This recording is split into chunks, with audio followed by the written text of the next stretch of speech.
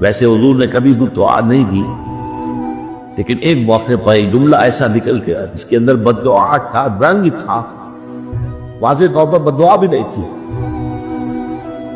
غزوہ احد میں جب آپ زخمی ہوئے اور آپ کے چہرے پر وار پڑا ہے تلوار کا،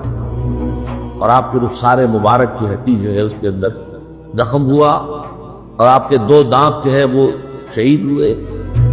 اور جو پہنا ہوا تھا اس کی 2 کڑیاں آپ کی اس ہڈی کے اندر، رخسار کی ہڈی کے اندر گھس گئی۔ انہیں جب نکالنا چاہا، ایک صحابی نے دانت پکڑ کر کھینچا تو ان کے دانت نکل گئے، وہ نہیں نکلے، اور پھر کسی اور نے کسی طریقے سے نکالا ہے تو خون نہ خپارہ چھوٹا ہے۔ اس پر حضور کی زبان مبارک سے الفاظ نکل گئے، کیف یاد اللہ قوم غضبوا وجہ نبیہم بالدم، اللہ اس قوم کو کیسے ہدایت دے گا جس نے اپنے نبی کے چہرے کو خون سے رنگین کر دیا۔ فوراً آیت پر آئی، لیس لک من الامر من شیء، لیس لک من الامر شیء، اے نبی آپ کے پاس اختیار کو، اما یعذبہ، اللہ چاہے گا تو دے گا، اما یتوب علیہ، اللہ چاہے گا ان کی توبہ قبول کر لی۔